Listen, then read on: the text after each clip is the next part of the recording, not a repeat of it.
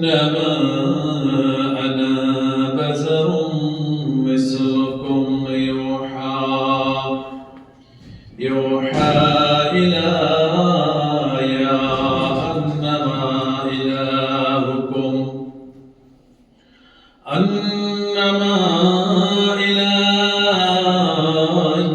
أنما إلهكم إله واحد فمن كان يرجو لقاء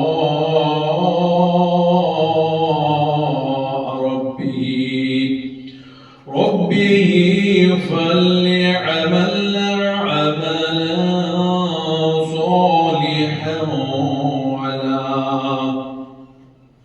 ولا يشرك بعبادة ربه أحدا.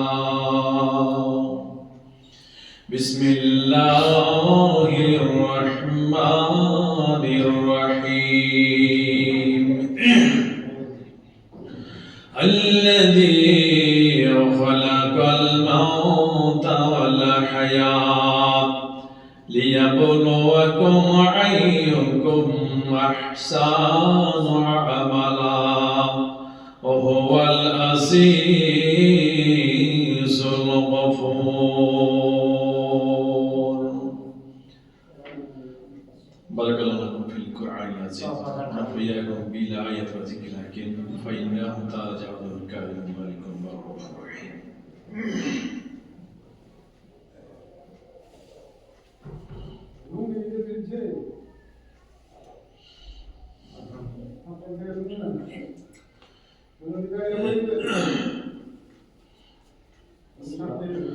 الحمد لله نحمده ونستعينه ونستغفره ونؤمن به ونتوكل عليه ونعوذ بالله من شرور أنفسنا ومن سيئات أعمالنا. من يهده الله فلا مضل له ومن يضلله فلا هادي له ونشهد أن لا إله إلا الله وحده لا شريك له وأشهد أن محمدا عبده ورسوله الذي أرسله بالحق بشيرا ونذيرا وداعيا إلى الله بإذنه وسراجا منيرا. أما بعد فقد قال الله تعالى في كلامه المجيد والفرقانه الحميد. أعوذ بالله من الشيطان الرجيم. بسم الله الرحمن الرحيم. إن الله وملائكته يصلون على النبي يا أيها الذين آمنوا صلوا عليه وسلموا تسليما. اللهم صل على محمد وعلى آل محمد كما صليت على إبراهيم وعلى آل إبراهيم إنك حميد مجيد.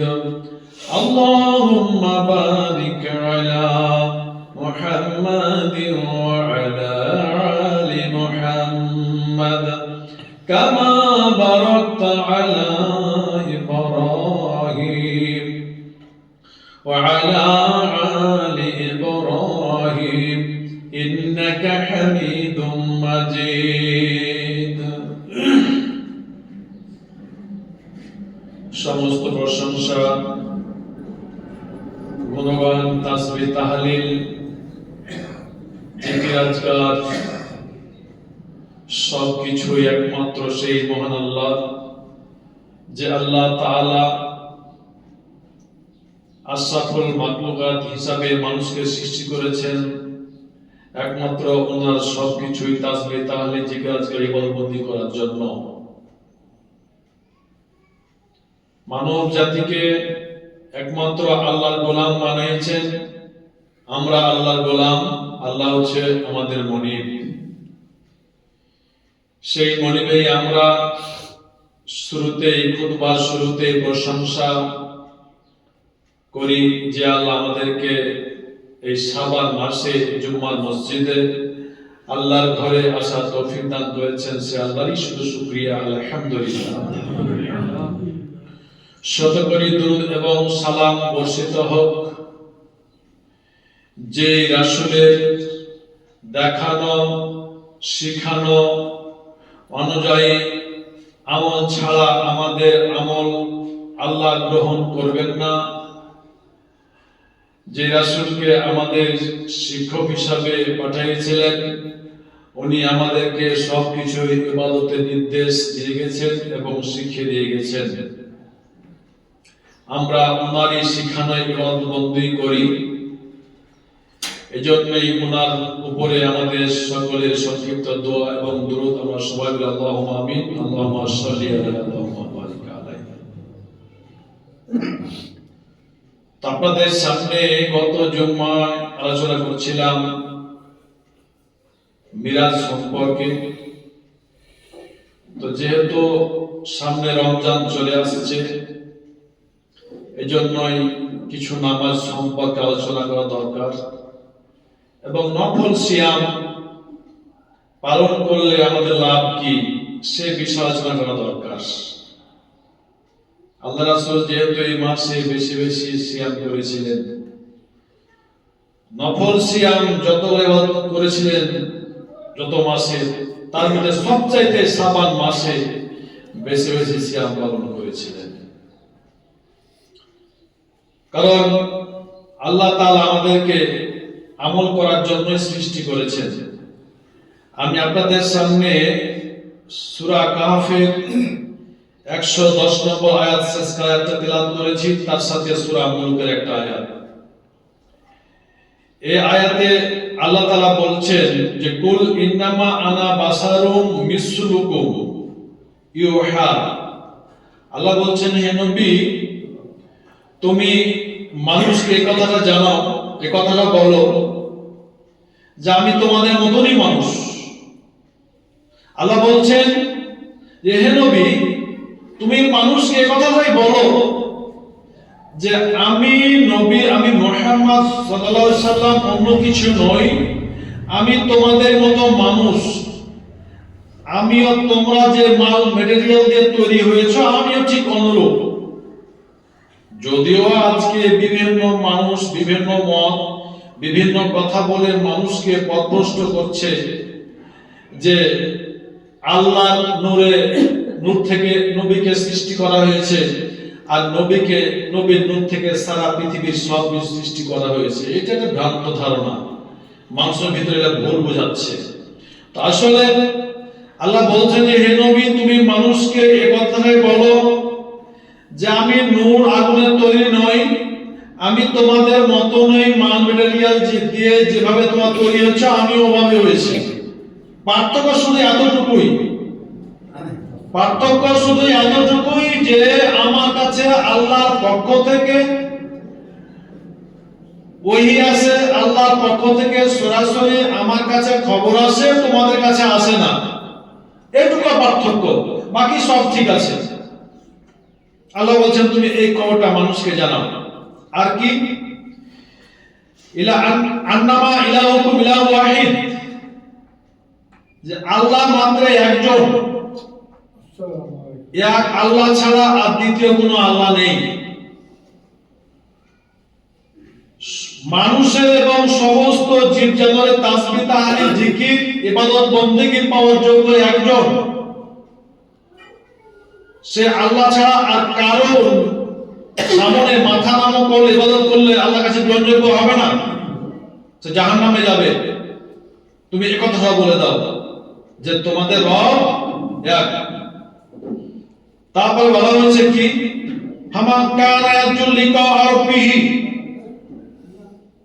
এই কথা বলে দাও হে পৃথিবীর মানুষ, তোমাদের যাদের আল্লাহর সাথে সাক্ষাৎ করতে চাও, আল্লাহর সাথে সাক্ষাৎ করার কামনা আছে, তারা যেন কি করে, ফালিয়ামাল আমালান সালিহা, সে যেন সৎ আমল করে। এখানে আল্লাহ বললেন না সূরা কাহফের 110 নম্বর আয়াত, আল্লাহ এখানে বলল না যে তোমরা যারা তোমাদের রবের সাথে সে এক আল্লাহর সাথে সাক্ষাৎ করতে চাও তোমরা যত পারো বেশি বেশি বেশি আমল করো, আল্লাহ এই কথা বলেনি।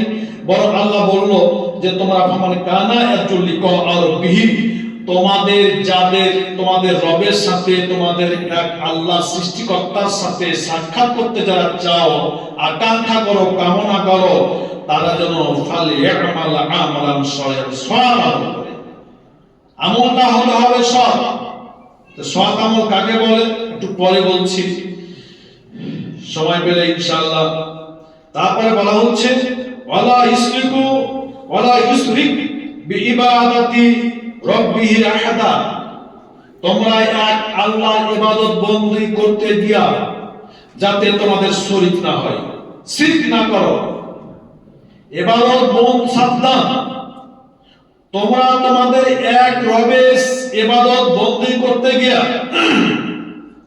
যাতে তোমাদের ইবাদতের ভিতরে কি হয়, শিরক মিশ্রিত না হয়, সাবধান। তাহলে শিরক মিশ্রিত আমল পুড়ে শেষ হয়ে যাবে। ওই যে রাসূল মিরাজে যে কয়েকটি খবর নিয়ে আনলেন, তার মধ্যে এটি একটি, আল্লাহ বললেন ও নবী তুমি মানুষকে বলে দিও যে ভুল হতে পারে, এটা স্বাভাবিক। কারণ কেন ভুল হবে, এদের বংশগত দোষ। যেহেতু তার পূর্বপুরুষ, তার দাদা, তার বাবা আদম আলাইহিস সালাম ভুল করেছিল, তার রক্ত পশ্চরে আসছে, এই আদমের সন্তানরা ভুল করতে পারে। আমি আদম আলাইহিস সালামকে যেমন মাফ করেছিলাম, এরা ক্ষমা চাইলে এদেরকেও মাফ করে দেব। কিন্তু যদি পাপ করতে করতে পাহাড় করে ফেলে, তারপরে যদি ক্ষমা চাই, আর ওই পাপের ভিতরে শিরকের মতো গুনাহ মিশ্রিত না থাকে, আমি আল্লাহ ক্ষমা করব। কিন্তু যদি মানুষ শিরকের মতো পাপ করে ফেলে, তাহলে ক্ষমা হবে না। এই জন্য আল্লাহ বললেন যে তোমরা যারা আল্লাহর সাথে সাক্ষাতের কামনা করো, সাক্ষাৎ তো হবেই, তারা যেন সৎ আমল করে। আমলটা হতে হবে সৎ, সত্য আমল হলে হবে না, আমলটা হতে হবে সৎ। এবং সে আমল করতে গিয়া শিরক যাতে মিশ্রিত না হয়। তো আজকে দেখেন আমরা পৃথিবীতে বাস করতে গিয়া বিভিন্ন পরিবেশ পরিস্থিতিতে আমাদের শিরক হয়ে যাচ্ছে, প্রতিষ্ঠানে চাকরি করতে যা শিরক হয়ে যাচ্ছে। আজকে আমরা ওই বিভিন্ন শহীদ মিনারে সম্মান করতে যাচ্ছি, ফুল দিয়ে যাচ্ছে, শিরক হয়ে যাবে, গুনাহ হবে।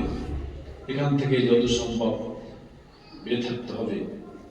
লোকমান হাকিম সন্তানকে বলেছিলেন, লোকমান হাকিম একজন সাহাবীও নন, একজন নবীও নন, তবে ওনার নামে একটা সূরা কেন আসলো এবং ওনার কথাটা কেন কোরআনে আসলো? শুধু এই কথাটা এই জন্য আসলো, এটা মানুষকে শেখানোর জন্য। মানুষকে শেখানোর জন্য এই পবিত্র কোরআনের সাধারণ মানুষ, উনি একজন জ্ঞানী মানুষ, হিকমতওয়ালা মানুষ, তো নবীও নন, সাহাবী নন, তারপরে কেন ওনার নামটা পবিত্র কোরআনে আসলো সূরা লোকমান? এবং উনি যে সন্তানকে উপদেশ দিলেন, ওই উপদেশের কথাটা কেন কোরআনে আসলো? আসলে পৃথিবীর মানুষকে শিক্ষা দেওয়ার জন্য, যে লোকমান হাকিম যেমন সন্তানকে বলেছিল যে কলায়া বুনাইয়া, হে আমার সন্তান, লা তুশরিকু বিল্লাহ, বাবা খবরদার খবরদার ভুলবশত শিরক করবে না। ইন্না শিরকা লা জুলমুন আযীম, সবচাইতে বড় অন্যায়, বড় জুলুম হচ্ছে শিরক। বাবা খবরদার শিরক করিও না। তার মানে কি, লোকমান হাকিম তার সন্তানদের শিরক থেকে মানে বঞ্চিত রাখার জন্য, না করে এই জন্য সতর্ক করেছিলেন। তার মানে প্রত্যেকটা পিতা সন্তানকে এই উপদেশটা দেবে। পৃথিবীর সমস্ত গার্জেনকে, সমস্ত পিতাকে শিক্ষা দেওয়ার জন্য এই লোকমান হাকিমের কথা এসেছে। লোকমান হাকিম যখন সন্তানকে বলেছিল, বাবা কলা বুনাইয়া, হে আমার সন্তান, লা তুশরিকু বিল্লাহ, খবরদার শিরক করে না। কুতিল তাওয়াহুল মিথ্যা, যদি তোমাকে শিরক না করার কারণে যদি কেউ রেগে কেটে পিস পিস করে দেয়, পিস পিস হয়ে যাও, এখনই কেস। শিরক করলে তোমাকে চিরকাল জাহান্নামে থাকতে হবে। ওয়া হুররিকতা, তুমি শিরক না করার কারণে কেউ যদি রাগান্বিত হয়ে তোমাকে পুড়ে ছাই বানিয়ে দেয়, হুররিকতা মানে ছাই বানিয়ে দেওয়া, ছাই হয়ে যায়। কিন্তু বাবা খবরদার শিরকের মতন গুনাহ করিও না। তো এই যে লোকমান হাকিম সন্তানকে শিরক করতে নিষেধ করলেন, তার মানে জানে পৃথিবীর প্রত্যেকটা পিতা, প্রত্যেকটা গার্জেন তার সন্তানকে, পোতাপুতিনকে জানে শিরক থেকে সাবধান করে। এই শিক্ষা দেওয়ার জন্য এই লোকমান হাকিমের কথাটা এই কোরআনে এনেছে। তো যা হোক, তো আল্লাহ বলছেন যে হে নবী, তুমি বলো যে তোমাদের নবী তোমাদের মতনই মানুষ, পার্থক্য ওনার কাছে ওই আসে, আমাদের পক্ষ থেকে খবর আসে, তোমাদের কাছে আসে না, এটাই তো পার্থক্য। তাছাড়া কবর পূজা করে এই সে লাফিয়ে ঝাঁপিয়ে নবীকে অতিরিক্ত রঞ্জিত, অতি ভালোবেসে লাভ কি হবে? তাহলে বেশি ছাড়াছাড়ি করলে, বেশি মহব্বত দরদ দেখাতে গেলেই ঈমান শেষ হয়ে যাবে। আমরা খুব দরদ দেখাই, নবীকে খুব ভালোবাসি, অত ভালোবাসতে হবে না। যতটুকু ভালোবাসার কথা আছে অতটুকু ভালোবাসতে হবে। আল্লাহ রাসূল যেগুলি দিয়ে গেছেন অতটুকু গ্রহণ করতে হবে, তাই ভালোবাসা হয়ে গেল। তো এখান থেকে আমরা বুঝতে পারলাম যে আল্লাহ তাআলা আমাদেরকে বলেছেন, তোমরা কি করো, যদি তোমরা সে আল্লাহর সাক্ষাৎ কামনা, সাক্ষাৎ চাও, তাহলে কি করতে হবে? বেশি বেশি আমলের কথা বলা হয়নি, তোমাদের আমলটা হতে হবে সৎ, যে আমলের মধ্যে কোনো ভেজাল থাকবে না, শিরক থাকবে না, বিদআত থাকবে না। আল্লাহ তাআলা সূরা মুলকে বলছেন, আল্লাযী খালাকাল মাউতা ওয়াল হায়াতা লিয়াবলুয়াকুম আইয়ুকুম আহসানু আমালা, তিনি সেই সত্তা যিনি তোমাদের জন্ম এবং মৃত্যুকে আল্লাহ সৃষ্টি করেছেন। তোমাদের জন্ম মৃত্যু সৃষ্টি করেছেন, কেন সৃষ্টি করেছেন? তোমাদেরকে কিন্তু পরীক্ষা করার জন্য।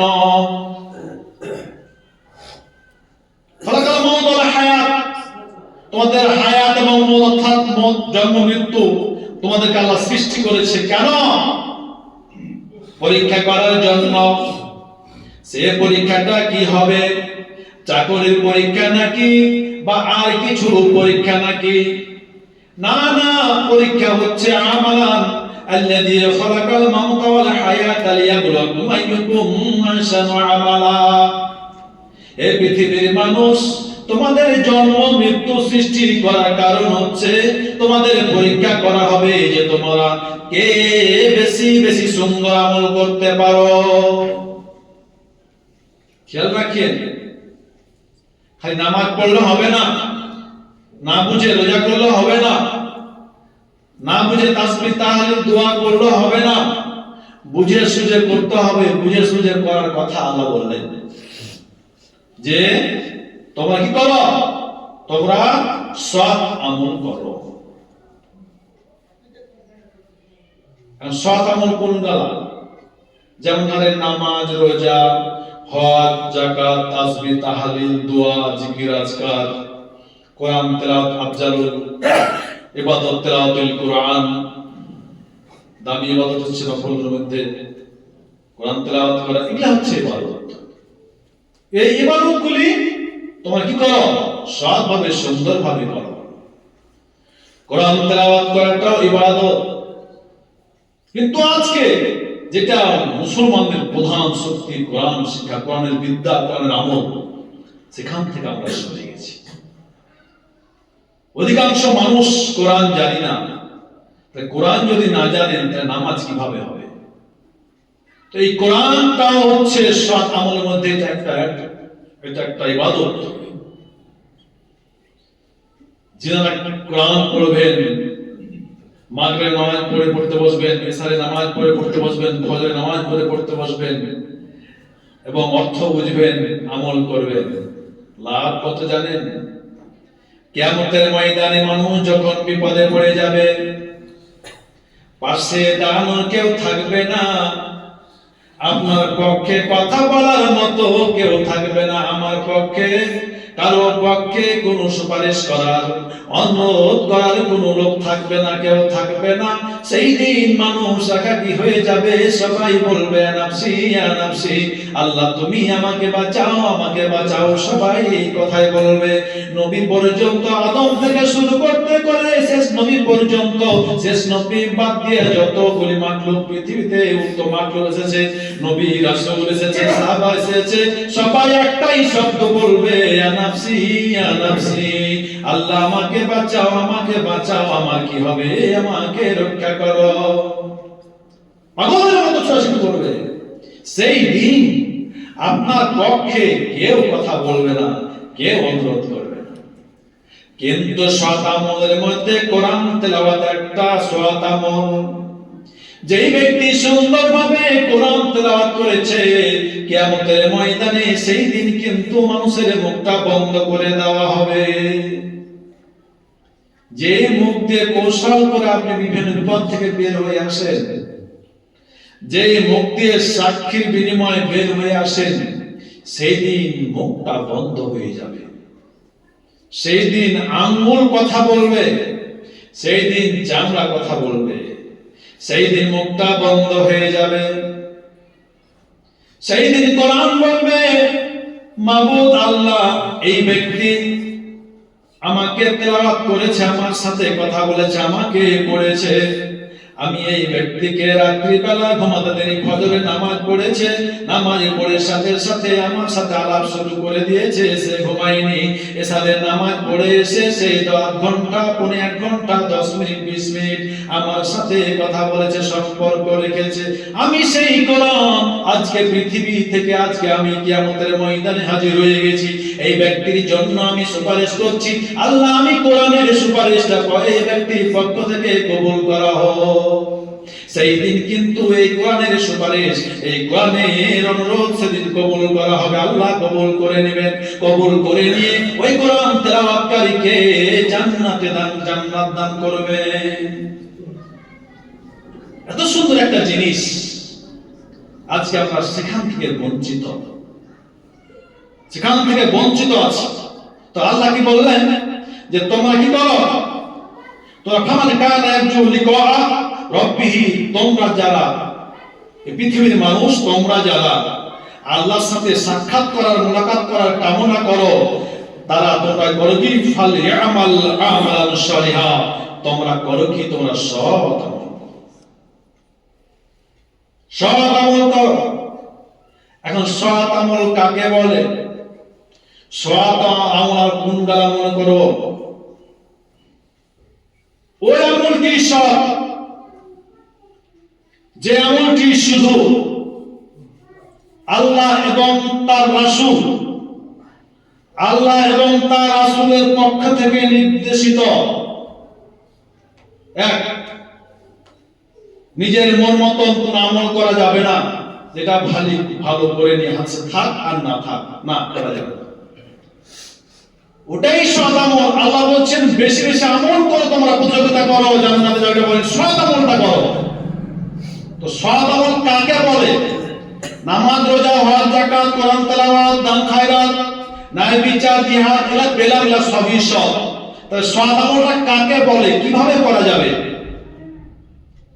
আল্লাহ তাআলার পক্ষ থেকে, রাসূলের পক্ষ থেকে যেগুলো আমরা পেয়েছি নির্দেশিত, সেগুলাই হচ্ছে সৎ, 1 নম্বর।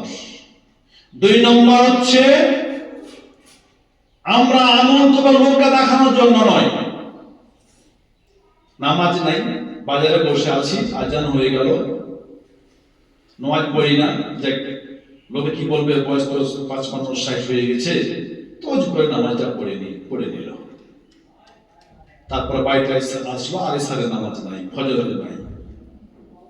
এই যে লোককে দেখানোর জন্য, নতুন মেয়ের বিয়ে দিয়েছি, বিয়ের বাড়ি এসেছি, বলতে মসজিদ, বয়স 65 হয়ে গেছে, নামাজ না পড়লে কি মনে করবে, সুন্দর টুপি কিনে পকেটে করে নিয়ে এসছে, শুধু বিয়ের বাড়ি এসে আধ ঘন্টা আগে ওজি করে রেডি, চলে বিহান নামাজ পড়ে আসে, কিন্তু বেচারা নামাজ পড়ে না, শুধু বিহানকে, জামাইকে, গ্রামবাসীর কে দেখানোর জন্য সে নামাজ পড়তে চলে আসলো।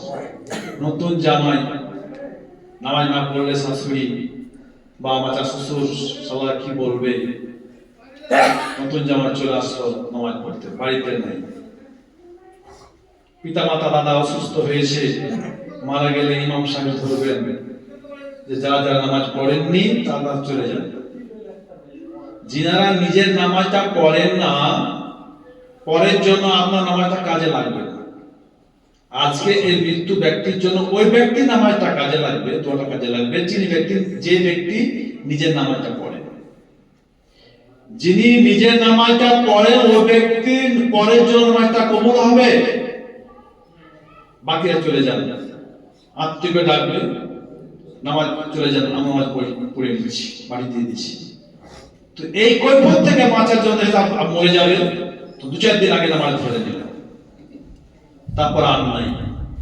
বাইরে থাকে, চাকরি করে, ব্যবসা করে, নোয়াখালী কুমিল্লায় হাটে, বাড়ি আসলো 10 দিনের মতো, জিন্দেগিতে নামাজ পড়ে না, মারতে এসে নামাজ শুরু করে দিল। এগুলা হচ্ছে আপনার লোক দেখানো আমল, লোক দেখানো নামাজ। তো আসলে এই লোক দেখানোর জন্য নামাজ পড়লে হবে না, বা লোক দেখানোর কোনো দান বা হজ বা যাকাত দিলে হবে না। 1 নম্বর আল্লাহ এবং তার রাসূলের নির্দেশিত অনুযায়ী হতে হবে আমলটা। 2 নম্বর একমাত্র আল্লাহকে খুশি করার জন্য, আল্লাহর ভয়ে, আল্লাহকে সন্তুষ্ট করার জন্য, আল্লাহ তাআলা আমাদেরকে ইবাদত বন্দী করার জন্য, সৎ আমল কাজ সৃষ্টি করেছে, এজন্য আল্লাহকে সন্তুষ্ট করার জন্য আমাদের ইবাদত করতে হবে। নামাজ, হজ, যাকাত, কোরআন যা আছে 2 নম্বর গেল। 3 নম্বর হচ্ছে আমরা যতগুলো সৎ আমল আছে, যতগুলো বললাম সৎ আমলের কথা, যে নামাজ, রোজা, হজ, যাকাত, কালেমা শব্দ কথা বলা, কোরআন তেলাওয়াত করা, নফল ইবাদত, আপনার প্রতি মাসে সিয়াম, যা কিছু আছে ভালো সৎ আমল, সবগুলি সৎ আমল। এই আমলগুলি করতে হবে একমাত্র রাসূলের সিস্টেম, রাসূলের পদ্ধতিতে। নিজের মন মতন, বাপ দাদার মন মতন, দেশের প্রথা অনুযায়ী চলতে হবে না। তাহলে সৎ আমল কাকে বলে? আল্লাহ এবং তাআলার পক্ষ থেকে নির্দিষ্ট থাকতে হবে। 2 নম্বর একমাত্র আল্লাহকে খুশি করার জন্য, আল্লাহকে সন্তুষ্ট করার জন্য, ভোট লাভের জন্য নয়, বিহানকে, শ্বশুর শাশুড়িকে খুশি করার জন্য নয়, একমাত্র আল্লাহর সন্তুষ্টির জন্য নামাজ, সৎ আমলটা হতে হবে। 3 নম্বর আল্লাহ রাসূলের পদ্ধতিতে হতে হবে। রাসূল যেভাবে করেছে, যে সিস্টেম করেছেন, ওইভাবে করতে হবে। এই 3টা মিলে কাজ যখন হবে, একে বলা হয় সৎ আমল। আল্লাহ বলছেন, ফামান কানা ইয়ারজু লিকা রাব্বিহি ফালইআমাল আমালান সালিহা। তোমাদের মধ্যে যারা আল্লাহর সাথে সাক্ষাৎকে কামনা করো, আল্লাহর সাথে মোলাকাত কামনা করো, তারা জানে সৎ আমল করে। তাহলে সৎ আমল করার জন্যই আল্লাহ তাআলা আমাদেরকে সৃষ্টি করেছেন। কিন্তু দেখেন, মানুষ অনেক সৎ আমল করার পরেও কবরের শাস্তি পেতে হবে। সৎ আমল করার পরেও কবরের শাস্তি পেতে হবে। আল্লাহ রাসূল কে যখন বলা হলো হুজুর তো আপনি পাহাড়ের উপরে উঠেন, তো বলছে আমি এত বড় পাহাড় উঠবো কি করে? তখন দুইজন ফেরেশতা জিবরাইল এবং মিকাইল দুইজন দু হাত ধরে আল্লাহ রাসূলকে সাহায্য করে উঠতে সাহায্য করলেন। তিনি উঠলেন, উঠে দেখছে যে একজন ব্যক্তিকে পা উপরে ফ্যানের মতন বেঁধে দেওয়া হয়েছে আর মাথাটা নিচ মনে ঝুলছে,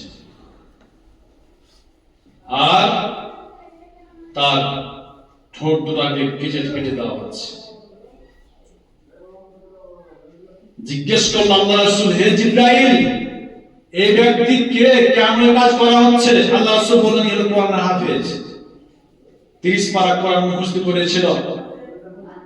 দুনিয়ার রং তামাশায় মেতে গিয়ে সে ইমানকে হারিয়ে দিয়ে সে কোরআন ভুলে গিয়েছে, কিন্তু মানুষ বলতো হাফেজ কারি সাহেব।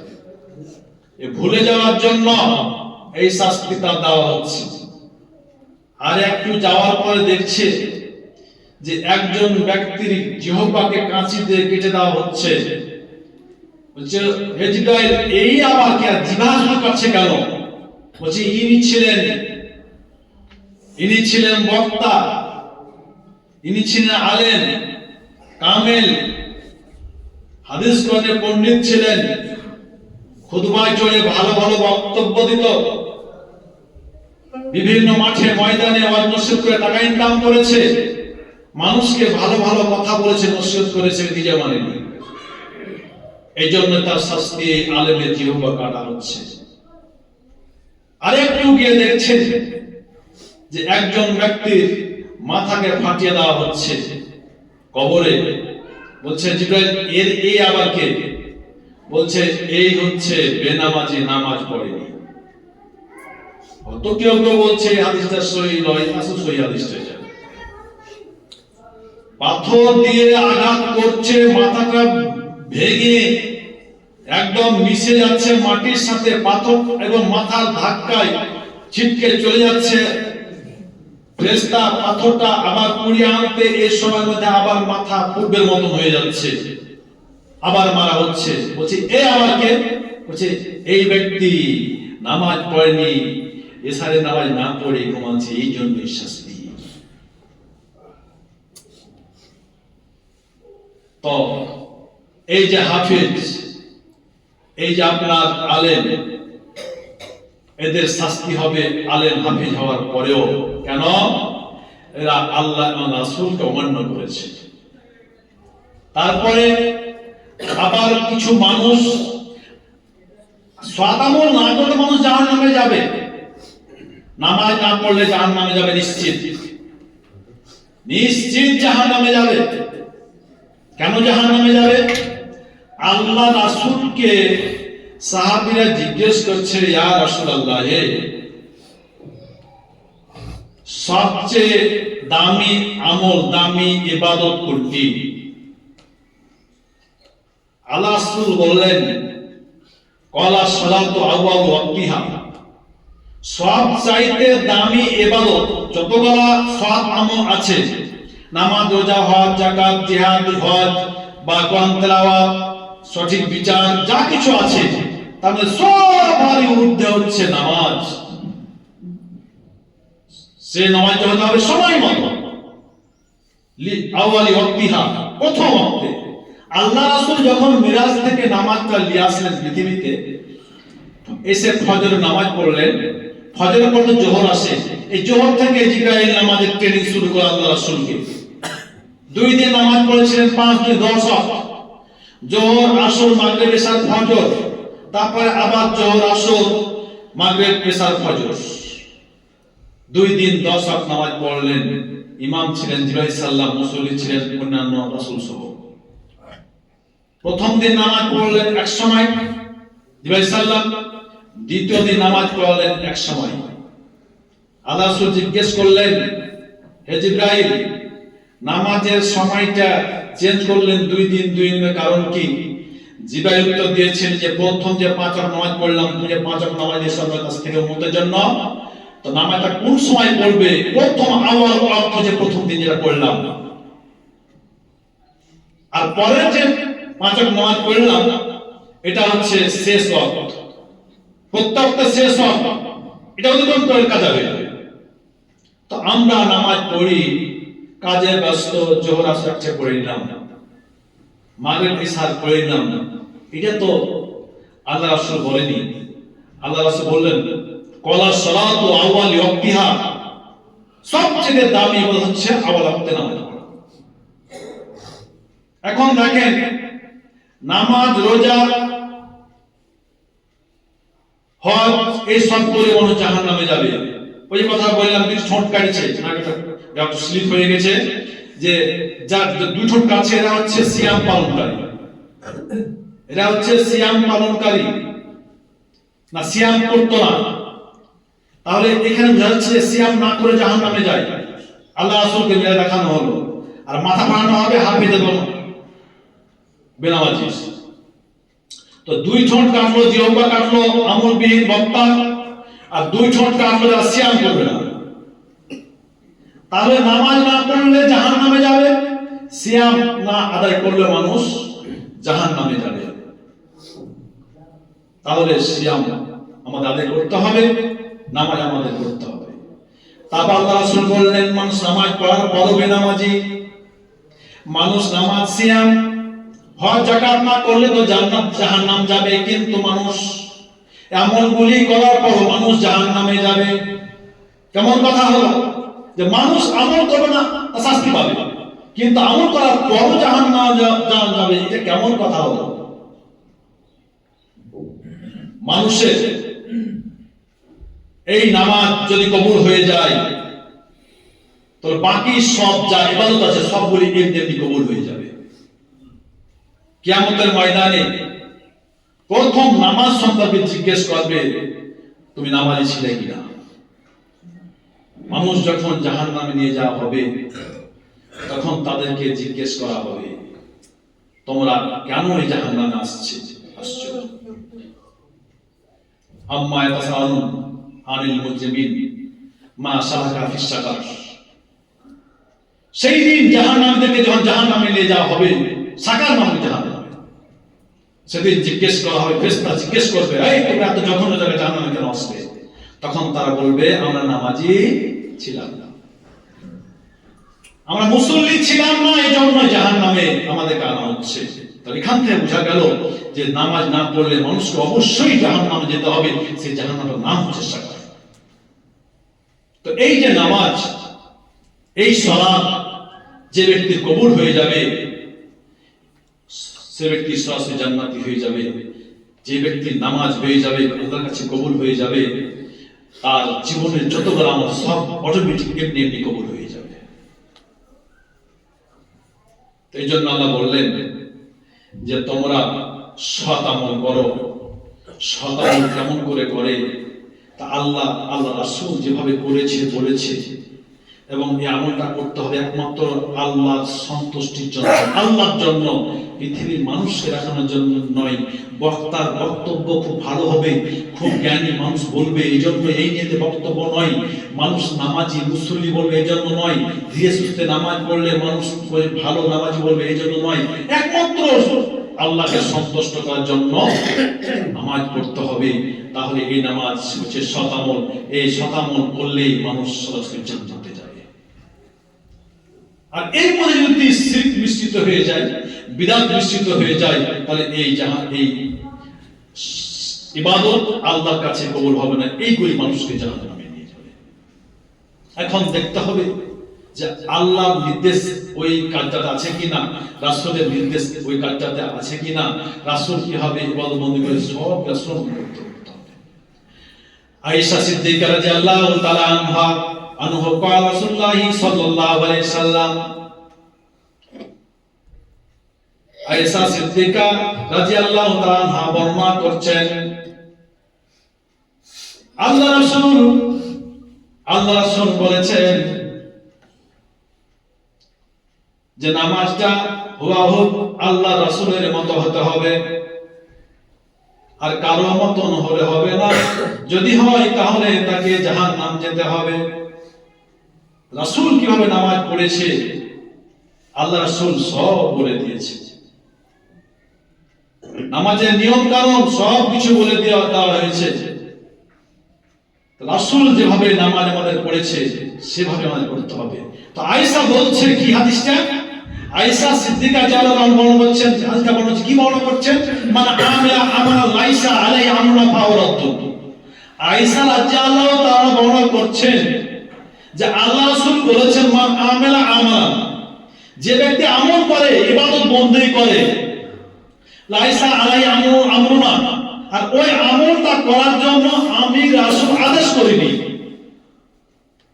আয়েশা বলছে যে আল্লাহ রাসূল বলেছেন যে কোন ব্যক্তি মান আমেলা আমেলা, যে ব্যক্তি আমল করে, লাইসা আলাই আমরুনা, অথচ ওই আমলটা করার জন্য আমি আমার উম্মতকে আদেশ করিনি, দায়িত্ব দিইনি, তাহলে কি হবে? আমলটা ফাওয়ার, আমলটা বাতিল, লাভ হবে।